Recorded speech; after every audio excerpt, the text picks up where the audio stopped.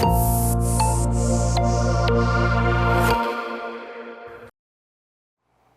morning. My name is Makia Metzger. Welcome to Smart Justice Works from the Cobb County Solicitor General's office.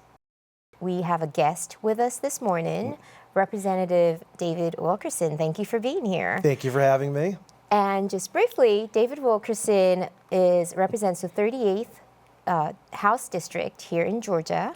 Is a resident of Powder Springs, married with 2 kids. Met your lovely wife, Penny. Yeah. And he currently serves on the Education, Juvenile Justice, Retirement, and Budget and Fiscal Affairs Oversight Committees. Much like myself, Representative Wilkerson made history. He is the first African American, is that correct? Yes. Yeah. To serve in this position. Yes. Is that right? Yes. Congratulations. Thank you. Right. So other than breaking barriers, we are here to also educate Cobb County this morning. So how's your summer been? It's been great. We finished session up at the end of March.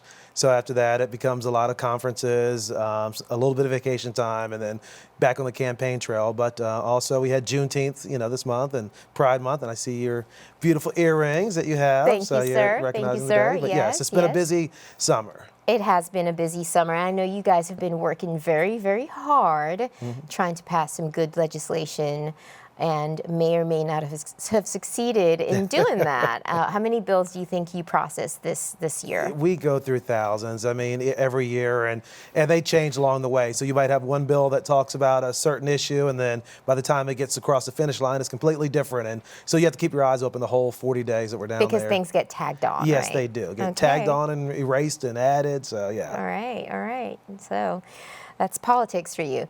So tell me a little bit about what intersects with things that are going to be very local for us here in Cobb County. I'm looking at misdemeanor offenses, which is what we prosecute here in state court, and traffic. Okay, sure.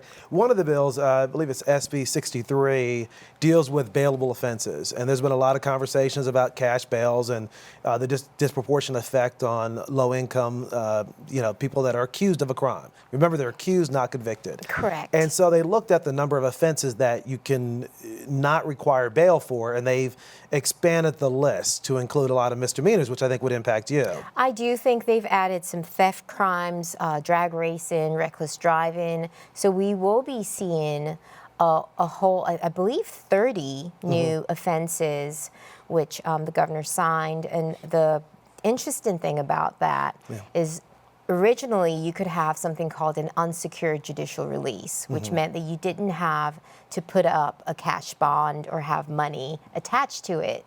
But now they will not have that same opportunity in misdemeanor offenses. Correct. So what was your take on that? That was what some bills we all vote for, some many of us vote against, and that was one that there were a lot of concerns on there. So I know a lot of the people on my side of the aisle voted no. Oh, and the side of the aisle you're referring I'm a Democrat. to? A lot of the Democrats voted no, and for good reason. Like I said, we expressed the concern. This is a local issue.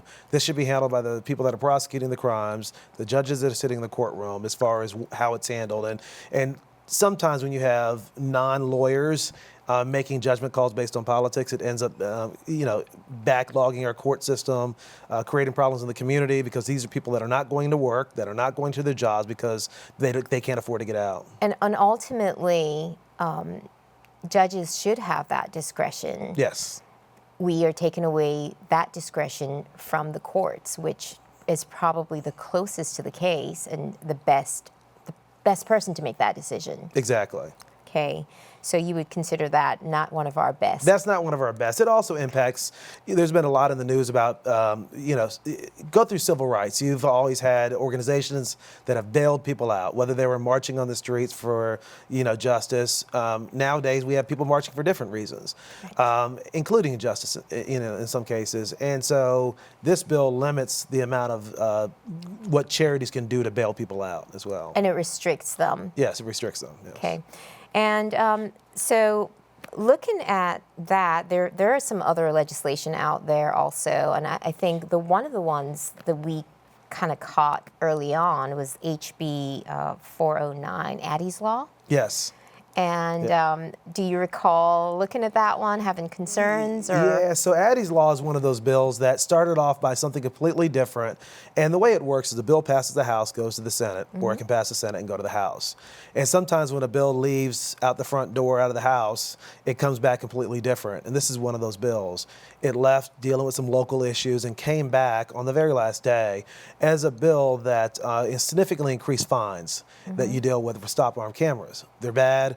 Everybody knows that they are dangerous when you run these, but going from a $250 fine to a $1,000 fine is a huge increase. And so that's what this bill did, in addition to some other things. Correct. The Addie's Law was, I guess, and I would think a knee-jerk reaction to incidents in the local community, and creating comprehensive law is very knee-jerk, right? Yeah.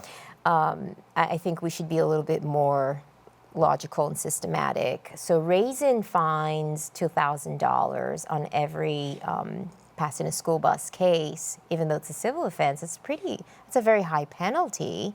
Correct. On a possibly, but mostly first offenses. Correct. And these are the cameras that catch people. And then in addition to that, a civil penalty was added as well. That is also $1,000. So the driver would be penalized as well as the owner of the vehicle. Correct. In a case like this. So if the driver's the owner, or the driver's the child and the owner is the adult, then yes. You could be looking at a $2,000 $2,000, yes. Easily. And the other part of it, again, it takes away the discretion of the prosecutor. Yes. Is it your belief that a lot of these legislative positions are taking away more local authority and more authority from prosecutors and judges? Yes, it's not just that, but it also backlogs the system, because those people that would have paid a $250 fine now, as we talked about, $1,000 is a big difference, and you're going to ask for that. You're going to ask for that. You're going to ask for a jury. People are going to ask for a jury trial and you're going to backlog the system. And I think we've made some changes this year. We did that on this. We did that on some homestead exemption stuff that is going to force people to go through the whole process, because that's the only way they feel like they can get relief. There is also, so it's considered high and aggravated. Yes. Now as a misdemeanor, which is fairly serious. And it's also going to have an insurance consequence. Yes. Where the law enforcement officer, agency, not me, the officer, the agency making that determination, will have to contact the insurance company, and your rates will be hiked. Correct. And I'll give you another one. So if you get caught, the way the bill reads currently is if a camera catches you and then an officer pulls you over, you get a double whammy, because now you have been pulled over by the officer as well as the camera, and both is the way the bill is written. My understanding is that that could be a double fine.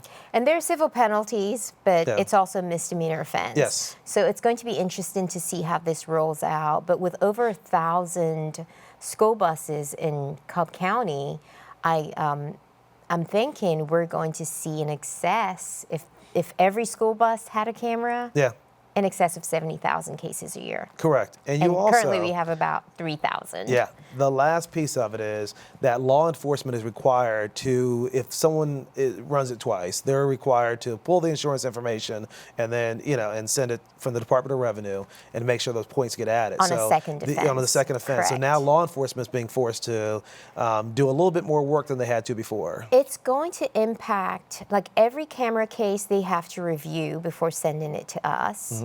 So they're going to have to review all those cases as well as make all those reportings. Correct.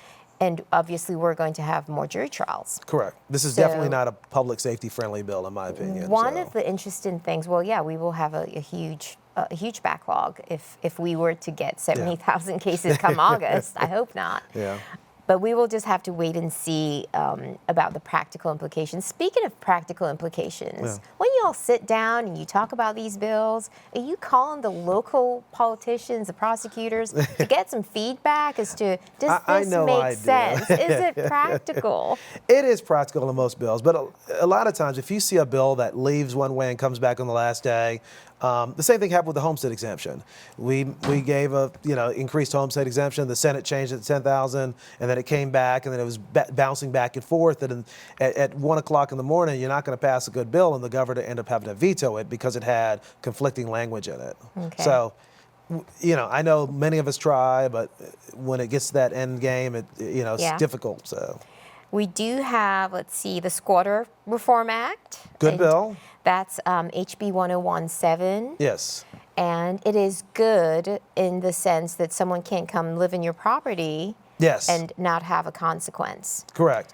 You've had a lot of cases, across the nation and highlighted on the news where, and a lot, when I say a lot, I mean one is more than enough, put it that way, where people have moved in someone's house, people have been on military duty and came I think back. they call and, it adverse Yeah, possession. exactly. And there's nothing the local government can do. And so we needed to fix that. And so we did. Right. And that's one of those bills that passes unanimously, that everybody can go home and make sure the community knows about it. It's not a bad bill. In practice, there might be some problems. Yes. I mean, you are looking at a situation where someone might be a victim. Like you think you're renting a house from a rightful owner. Yes. And I think that's why it was crafted this way. But then you're going to have a 3-day opportunity to go to the magistrate court and bring your lease or whatever Correct. documentation.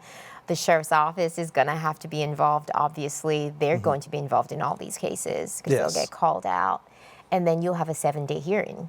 Yes. That So there will is a way also to be- prove that you belong there. That or, will also be if more cases. It is. Obviously within the county that we have to traverse and process. Correct. Because everyone's going to want a hearing in those 7 days to show either proof of rightful ownership or rightful possession. And I'm anticipating more cases. We're trying to keep you guys busy. I guess so. But I think on par, it is a fairly decent bill Yeah. because it protects property owners' rights. Correct. And we also have HB 993, which deals with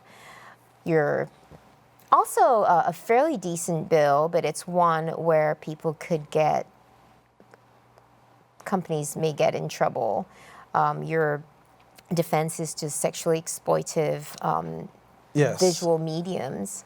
And that came through juvenile justice. What you're having is cases, and we did, cases where adults are enticing younger people, so minors, into relationships. That's what you're referring to? Yes, it's not the enticing. So you also have a reporting duty now. Say, for instance, somebody comes to Kinko's with these images, and Yeah. your job is to just copy them. You're a sales clerk. Yeah. You also have a reporting duty. Yes. That will be the misdemeanor. That will be, yes. So the question becomes: are you just blindly copying things and not paying attention? You now have to pay attention to content. Correct. And you have a reporting duty because your Kinko's, your Staples could be held liable. Yeah, and we've, the mandated reporter type bills are always tough. I mean, we've run into in school systems where someone does not report or they think they report. And then what's pornography? As Justice Potter said, hey, Yeah. I know it when I see it. Yeah. So you're going to have to make those calls. Yes, and the most, I would encourage everybody to err on the side of caution, and then that's one of those ones we may have to come back and look at again if we start seeing cases where we're going after people for, simply bad judgment calls. On the misdemeanor end of things, we would have to pay attention. Yeah. But it could be, that's something where you can easily get cut up because you weren't paying attention. You were just kind of a lying person doing your job. And Exactly. so we have to make sure, we first of all have to make sure our citizens are very educated about this. Yeah. They know they have a reporting duty, which is why we're doing this today. Yeah, exactly. And that they are not sleeping at the wheel. Yes. You're correct. And we always I appreciate the feedback from our locals. So if we Yes. start to see cases that come through that we need to fix, then I would say, please reach out to us and let us know. Absolutely, absolutely. Well, I want to thank you for Yeah. your time. And what plans do you have this summer? Summer's, probably vacation a little bit, hang out at the pool, relax. But with a November election, I'm sure there'll be a lot of campaigning out there. I'm sure there will be. Well, thank you for being here, and I Thank look you. forward to hosting with you again. Love to soon. be back. Yeah, thank you. I'm Makia Metzger, your Cobb County Solicitor General. Thank you for joining Smart Justice Works. Have a great day.